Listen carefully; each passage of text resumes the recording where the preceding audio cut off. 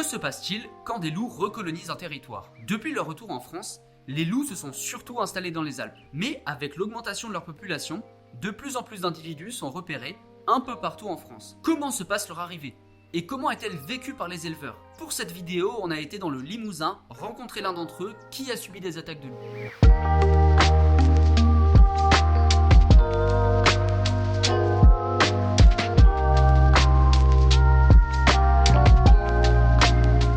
Clément a 26 ans. Il est éleveur dans le sud de la Creuse, sur le plateau de Mille Vaches, une région peu peuplée du Massif central.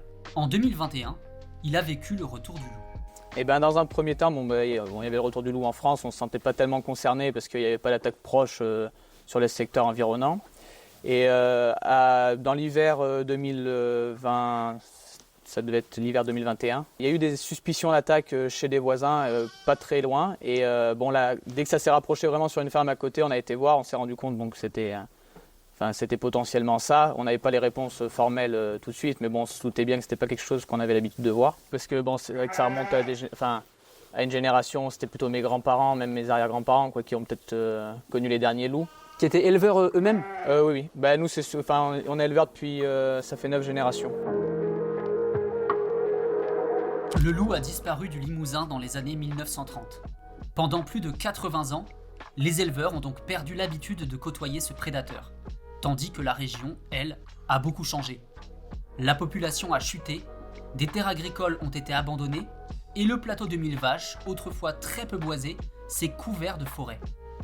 Les éleveurs, de moins en moins nombreux, ont été confrontés à des contraintes nouvelles, des impératifs économiques liés au système agro-industriel moderne qui n'existait pas il y a un siècle.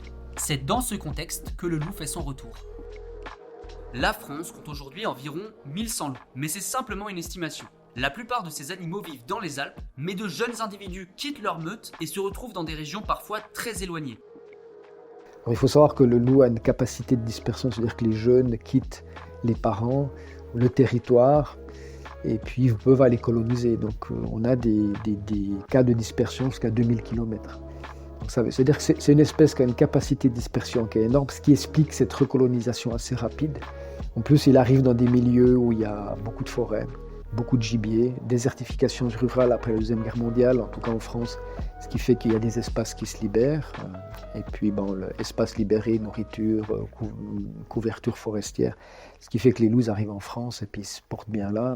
Ils rencontrent l'élevage, malheureusement, avec tous les conflits qu'on connaît. Ces territoires dans lesquels de jeunes loups arrivent sont appelés des fronts de colonisation. Cela faisait quelques années que le passage d'un ou de quelques loups était suspecté en Limousin. Mais c'est à la fin de l'année 2021 que la présence d'au moins un individu a pu être confirmée.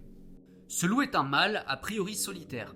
Il a été repéré et filmé à plusieurs reprises dans le Limousin. Avant de se fixer au cœur du plateau de Mille Vaches en Corrèze, il s'est beaucoup déplacé. Récemment arrivé sur ce territoire, le loup est en phase de prospection. Il ne connaît pas les lieux et cherche où trouver les ressources nécessaires à sa survie. N'étant pas établi sur une zone bien délimitée, ses déplacements sont imprévisibles. D'où l'impression qu'il peut être partout. Et donc moi, pour ma part, sur le troupeau, j'avais mes brebis qui étaient dehors parce que je ne peux pas les rentrer l'ensemble du troupeau en bâtiment. Donc je pensais que c'était passé à côté et que ça allait partir plus loin, quoi. Juste quand tu dis que tu pensais que le loup allait passer, que ça allait pas plus loin, tu pensais pas à une installation durable ici ou Voilà, c'est ça, quoi. Il y avait eu quelques attaques, on pensait qu'il était passé, qu'il n'avait pas opportunité de manger quelques brebis. Et donc on nous avait dit qu'il pouvait partir plus loin, quoi, que c'était pas une installation forcément durable, quoi. Durable. Et puis on s'était toujours informé entre collègues où il est passé, quoi, parce qu'en fait ce qui se passait, c'est qu'on le suivait par rapport aux bêtes qu'il tuait, donc il était un coup dans notre secteur, un coup un peu plus loin, quoi. Et bon, quand il arrivait qu'il y avait une attaque un peu plus loin, on se disait tiens, il est reparti un peu, on va être peut-être un peu plus tranquille, mais on fermait les bêtes. Enfin, ça nous faisait une charge de travail très conséquente, quoi. Début décembre 2021, un loup est détecté à l'ouest de la Haute-Vienne. Quelques jours plus tard, il se dirige vers le sud-est, puis fait un détour, avant d'être repéré pour la première fois sur le territoire du parc naturel régional de Mille Vaches, à une quarantaine de kilomètres au sud de l'exploitation de Clément. À partir de là, il remonte vers le cœur du plateau de Mille Vaches. Fin décembre, une première attaque a lieu sur la commune voisine de l'exploitation de Clément, à quelques kilomètres à peine. Puis une nouvelle mi-janvier. Au total, 8 brebis y sont tuées. Fin janvier, le loup tente 7 fois sa chance sur un troupeau de Clément et sa famille. Et donc on a été attaqué. Bon là du coup on a rentré les brebis la nuit, la première attaque. Donc là cette nuit-là il s'est rien passé. Les brebis, on les a fermées dans un bâtiment où on fait du stockage normalement de fourrage. Et donc la nuit, le lendemain j'en ai ressorti une trentaine parce que c'était vraiment trop tassé et que j'avais mis dans le village. Et donc on a été attaqué une deuxième fois, mais là au bord des maisons. Donc bon là on s'est mis quand même à pas mal stressé quoi. Enfin, Il y en a combien qui ont été tués? sur la première attaque, on a eu une qui a été tuée et consommée et une autre qui était blessée, qu'on a été obligé de faire euthanasier, qui a été pris à la gorge, qu'il avait dû échapper. Et la deuxième fois, il y en a eu 5. Et quand tu dis que tu as commencé à stresser, c'est-à-dire qu'avant tu stressais pas parce que tu pensais qu'il allait passer, et quand tu as eu des attaques? Ouais, et puis la deuxième attaque, ce qu'il y a, c'est que c'était vraiment devant la baie vitrée d'un des voisins du village, quoi. Et moi, du coup, je suis revenu le matin, il était 6h, quoi, il était juste parti, enfin la bête était encore chaude, quoi. C'est clair, on se dit, il est là, il n'y a rien qui l'empêche de venir, quoi. Il n'y a rien qui lui fait peur.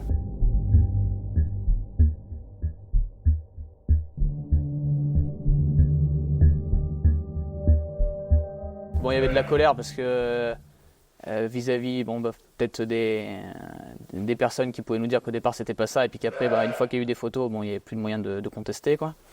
Et puis après, c'était du stress, de l'anxiété, et puis de la fatigue parce que on ne savait plus comment. Enfin, si l'élevage pouvait continuer dans un premier temps, parce que on est un peu perdu, quoi. Ouais. Et puis on sentait pas de vivre comme ça, quoi. Enfin, c'est de la peur constante, quoi. Parce que tous les matins, normalement on se lève, on va voir nos bêtes, voir si elles vont bien. Bon, on regarde qu'il n'y ait pas une bête malade. Il y a toujours un petit stress, mais bon, c'est plus, c'est rare, quoi. Alors que là, tous les matins, on pouvait revenir et que une partie du troupeau est décimée. Et puis c'est des images choquantes, quoi, parce que c'est des bêtes égorgées qui sont pas forcément encore mortes, qui souffrent. Et puis il faut faire passer l'OFB. Enfin, il y a tout un. Et c'est une journée de perdu en plus, il faut faire passer pour constater les animaux. Donc.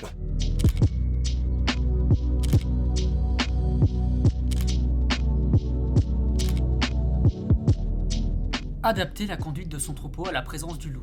Rentrer les brebis toutes les nuits quand le loup était signalé à proximité. Relâcher la tension et laisser les brebis dehors quand le loup s'éloignait. C'était le quotidien de Clément pendant plusieurs mois.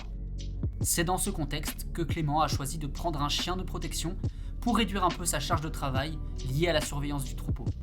Et donc du coup, on a un peu regardé ce qui se faisait et puis, ce qui nous manquait le plus, c'était d'avoir une présence au troupeau la nuit, parce que nous on peut pas rentrer toutes les bêtes dans des bâtiments la nuit, donc fallait qu'elles restent dehors. Donc il me fallait une solution pour que la nuit au pâturage, elle soit un minimum, qu'elle soit pas seule surtout, parce qu'en fait c'était plus le fait que ce qui m'inquiétait, c'est que le loup arrive et puis m'étouffe le troupeau entier, me fasse une grosse casse qui mette en péril mon élevage. Parce que là, avec le chien, parce que je me disais, quand je l'ai pris au départ, ce que je me disais, c'est que même s'il vient, il mangera peut-être une brebis dans un coin. Et puis dans un premier temps, ça sera déjà tout le reste du troupeau qui sera sauvé, quoi.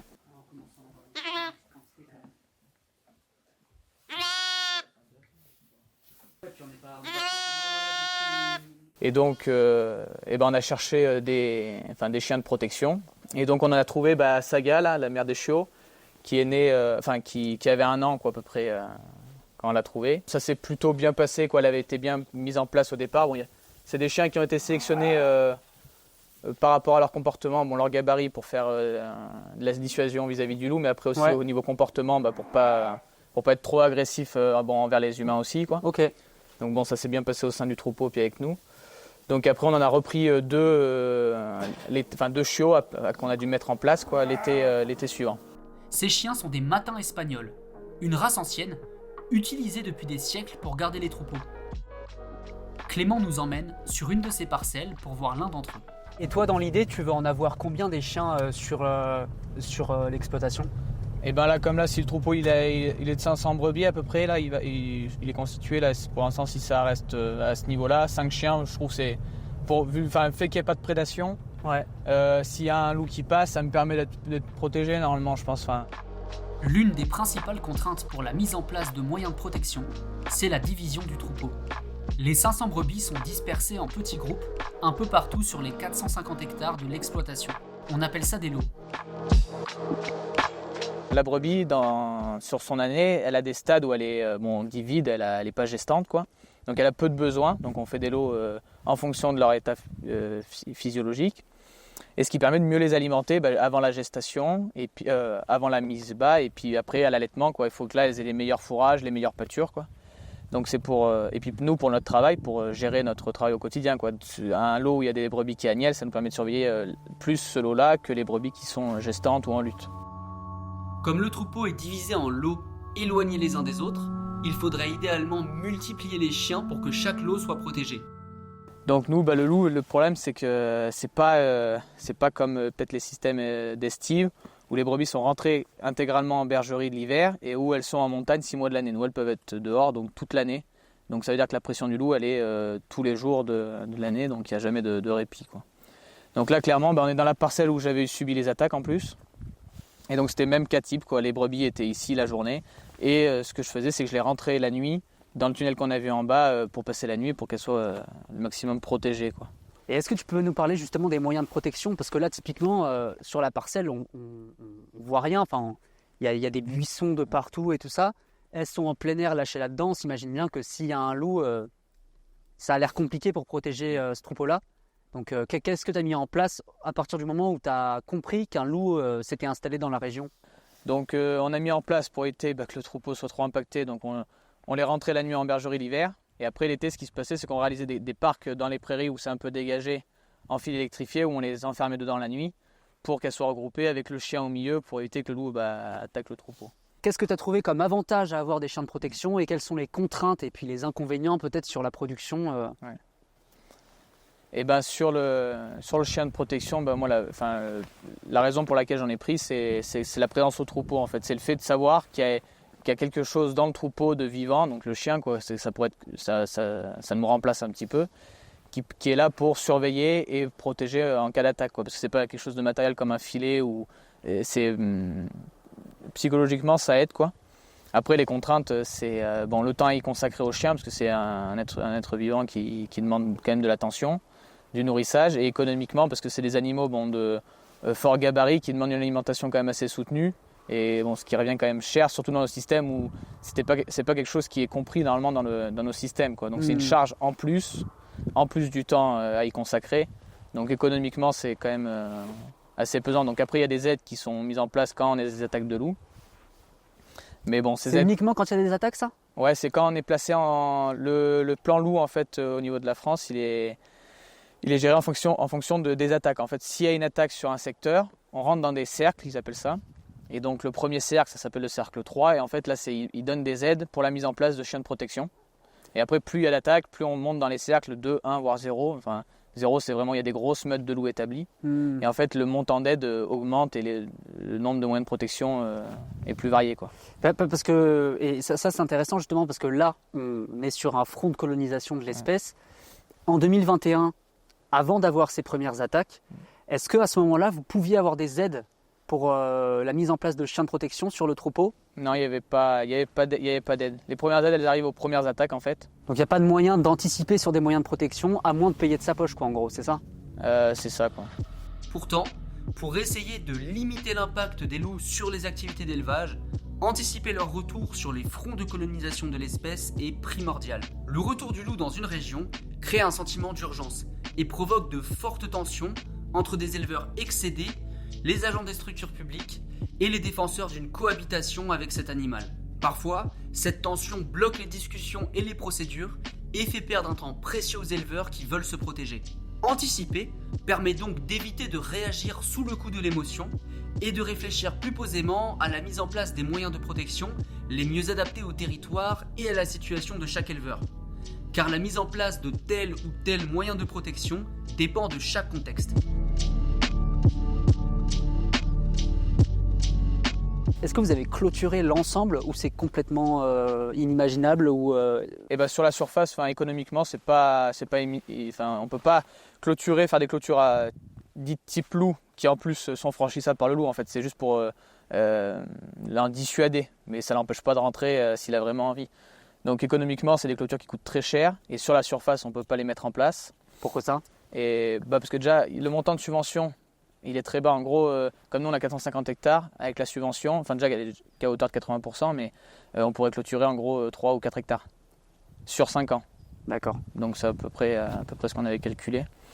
Et en plus, c'est électrifié. Et en fait, ce qu'on se dit en plus, c'est que nous ici, c'est un peu idiot pour nous parce que bon là, les brebis sont dans la parcelle, mais si vous venez en pleine nuit, il y aura des cerfs, des chevreuils, il y aura des animaux qui circulent. Et si on clôture pour pas que le loup rentre, en fait, il n'y a plus aucune espèce sauvage qui va rentrer sur la parcelle. Et donc, en vrai, on fait le contraire de ce qu'on veut faire, de ce qui est maintenant préconisé, quoi. C'est un peu se partager la nature, quoi. Donc, et après, sur les moyens de protection, en fait, bon, il y a le fixe et il y a le mobile.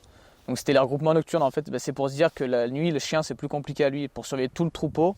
Donc le fait de les rassembler à un endroit fermé avec en plus une enceinte pour pas qu'elle puisse s'échapper, ça permet qu'il fasse mieux son boulot. Mais après, c'est à double tranchant parce que si, dans le cas d'un loup, ça peut aller, le loup va passer le long des filets, le chien va aboyer, va partir. Mais dans le cas où il y a plusieurs loups, ce qui se passe, c'est que des fois, ils viennent faire peur aux brebis et elles se foutent dans les filets. Et en fait, là, ça fait inverse, que c'est pire, quoi. Ça fait entonnoir. Enfin, les filets, comme là, le fait de les fermer le soir et tout, en fait, ça impacte vachement les brebis. Nous, ça nous fait vachement de boulot en plus. Et en plus, ça n'a pas une efficacité probante, quoi. Donc, se dire qu'on peut se protéger du loup en mettant plusieurs trucs de protection, c'est peut-être une idée en soi, mais c'est pas réalisable tous les jours, quoi. Il faut savoir qu'aujourd'hui, le zéro prédation, c'est impossible. Dès que tu as un grand prédateur, tu auras de la prédation. Alors quand tu fais ton boulot correctement et bien, parfois tu passes entre les gouttes, puis une année tu peux avoir zéro prédation, puis une année tu peux en avoir plus. Mais le zéro prédation, ça n'existe pas. Donc tu vas limiter la prédation au plus bas. C'est ton job, c'est de faire ça si tu veux. Et puis il faut que ça soit économiquement viable, bien entendu. Et puis après, il existe des méthodes de protection. Moi j'appelle toujours ça la totalité des méthodes de protection, c'est la boîte à outils de la protection. Puis dans cette boîte à outils, tu as des outils de protection. Puis ces outils de protection sont à être utilisés dans des contextes particuliers. Sur une exploitation, les chiens de protection, c'est quelque chose qui fonctionne très bien. Mais tu ne peux pas mettre des chiens de protection partout. Dans les Alpes, tu as 2000 brebis, c'est des mérinos par exemple. Si tu as 10 chiens de protection dans une pelouse alpine à 2000 mètres d'altitude ou plus, bon, tu peux t'en sortir, tu fais des parcs de nuit, tu as un berger, ça marche bien. Maintenant, tu as 2000 brebis en plaine, et puis tu as des allottements, tu as 10 lots de 200 brebis, tu ne peux pas mettre des chiens sur tous les lots, donc tu vas travailler plutôt sur la clôture. Puis la clôture, c'est autre chose, il faut faire remonter une clôture, comme on l'a fait, selon le type de sol que tu n'as pas forcément une bonne mise à terre, et voilà, là tu as une autre problématique. Donc tu vois, quelque chose qui fonctionne bien dans les Alpes ne va pas forcément fonctionner dans la plaine des Vosges, ou la plaine de la France, quoi. Certains éleveurs, comme Clément, se sont équipés de moyens de protection, et quelques-uns d'entre eux ont obtenu des autorisations de tir, une dérogation au statut de protection du loup. C'est dans ce contexte que le loup a été tué en mai 2023. Depuis, il n'y a plus d'indice de présence de loup dans la région. Mais pour combien de temps ? Que se passerait-il si des loups revenaient dans le Limousin ? Si un loup revient sur le secteur, bon déjà, on peut pas dire qu'on est préparé, mais les choses iront plus vite, quoi. Il y a eu pas mal de chiens qui ont été mis en place dans plusieurs élevages, donc ça permettra déjà que lui, s'il découvre le territoire et il se rend compte que les brebis, il y a quand même des chiens au milieu pour les protéger, et donc il va peut-être moins aller dessus directement, il va peut-être moins se spécialiser sur la brebis, donc il va peut-être être plus sur la faune sauvage, et bon, il peut vivre à côté s'il sait s'éloigner de la faune domestique, quoi. Et au niveau des administrations, tout est mis en place maintenant dans les cercles, et il y a un suivi, il y a des gens qui sont là pour suivre la présence du loup, donc les choses traîneront moins en longueur sur la réactivité, face à si un loup pose problème. Comme ça s'est déjà produit avec l'installation de ce premier loup, le retour du prédateur dans le Limousin accentuerait et mettrait en évidence les difficultés des éleveurs. Surcharge de travail, faible rémunération et manque de considération. Ce retour mettrait aussi en lumière les différentes visions de l'agriculture et les différents avenirs possibles pour ces territoires ruraux. Notre position à Ferrus, c'est qu'on est pour une coexistence apaisée. Cette coexistence apaisée, elle ne passera que parce qu'on appliquera les bonnes modalités de protection.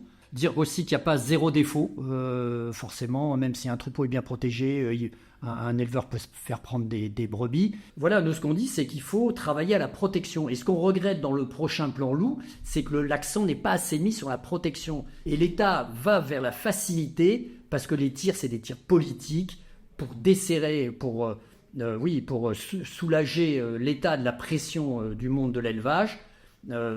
Mais c'est pas une politique de long terme. Alors c'est vrai que le retour des loups sur des milieux d'élevage extensif pose une certaine question, c'est de dire À un moment donné, ce que je fais, c'est que je mets toutes mes brebis dedans, je vais faire du foin, j'achète des céréales, puis je les nourris comme ça, je sors des agneaux, puis je vends des agneaux, puis point à la ligne, quoi. Alors après, c'est plus le même métier. Puis moi, ce que m'a appris le loup, c'est que si je regarde l'agriculture aujourd'hui, ben, il y a des trucs qui, à mon avis, ne tournent pas rond, parce qu'on est, en tout cas en France, mais en Suisse aussi, mais dans une agriculture productiviste. Et puis avec ce qui est en train de se passer aujourd'hui, avec le changement climatique, l'effondrement des systèmes, le prix du pétrole qui va augmenter, on sera forcé de changer de modèle économique. Et dans ce nouveau modèle économique, à mon avis, le loup aura toute sa place. Pour l'instant, avec une vision productiviste, vous imaginez bien que si on a du loup qui arrive dans des zones d'élevage, le Roquefort, des trucs comme ça, c'est une catastrophe, parce qu'il faut changer complètement notre vision de l'agriculture ou de l'élevage. À moins qu'on passe sur un système où on diminue notre consommation de viande et puis on subventionne les paysans pour maintenir l'ouverture d'un paysage, pour maintenir la biodiversité. Et puis c'est un métier qui change, qui est différent. C'est quand même, je crois, un des métiers où il y a le plus de suicides, si je suis bien renseigné. Donc ça montre qu'il y a quand même un malaise dans ce système-là, sans la présence du loup déjà, tu vois. Bah après, sur l'élevage, ici, c'est vrai que sur ce territoire, c'est quand même important parce qu'il y a eu une chute démographique et en fait, le seul tissu social qu'il y a ici, c'est l'élevage et la forêt. Et la forêt, on peut voir autour de nous. Donc là, c'est un peu, il y a un peu des pins, des feuillus, c'est un peu de la forêt diversifiée. Mais nous aussi, il y a de la culture, de la sylviculture, de sapins, quoi. Et donc en fait, s'il n'y a plus d'élevage, ce qui va se passer, c'est que tous ces terrains, ils seront propices à être plantés. Et on aura une monoculture comme dans les Landes de pins. Enfin, ici, ça sera des sapins, quoi. Donc c'est vrai qu'il n'y aura plus aucun aspect paysager, quoi. Et il n'y aura plus de tissu social parce qu'en fait, là-bas, ici, s'il y a encore des habitants, des écoles, des choses, c'est parce qu'il y a des agriculteurs, il y a la personne qui travaille à la COP, le chauffeur d'aliments, enfin, après ceux qui travaillent à la scierie, parce qu'il y a le bois à côté. Donc, même si on est peu dense, en fait, il y a quand même une activité économique qui fait que le territoire vit un minimum, quoi. Et au final, si on veut retrouver un équilibre de nature, il faudrait peut-être plus se poser des questions sur toutes les autres espèces qui vivent déjà ici. Et sur, mettons, moi je pense aux oiseaux, parce que c'est vrai que c'est moins flagrant, parce qu'on en voit souvent beaucoup, on les différencie mal, parce qu'on n'a pas... Enfin, on voit un oiseau, on ne sait pas quelle espèce c'est en fonction, quoi. Et c'est vrai qu'ici, on ferait mieux de planter des haies plutôt que d'avoir des loups, quoi. Enfin, il y a peut-être des choses mieux à faire, quoi. Là, il y a un atlas de la biodiversité qui a été réalisé. Ils ont trouvé une petite chouette de 20 cm. Je veux dire. Là. Ouais. Enfin, on ne savait pas qu'elle était là. J'ai parlé aux anciens, en fait. Ils savaient très bien qu'elle était là, quoi. Ouais. Mais c'est vrai qu'on perd la notion de choses qui sont autour de nous. Et quand quelque chose arrive et qui est un peu totem, quoi, parce que bon, un loup, c'est joli, quoi. On est tous pareils, quoi. Et ben, on perd un peu la notion des choses, quoi. Enfin, c'est vrai, hein.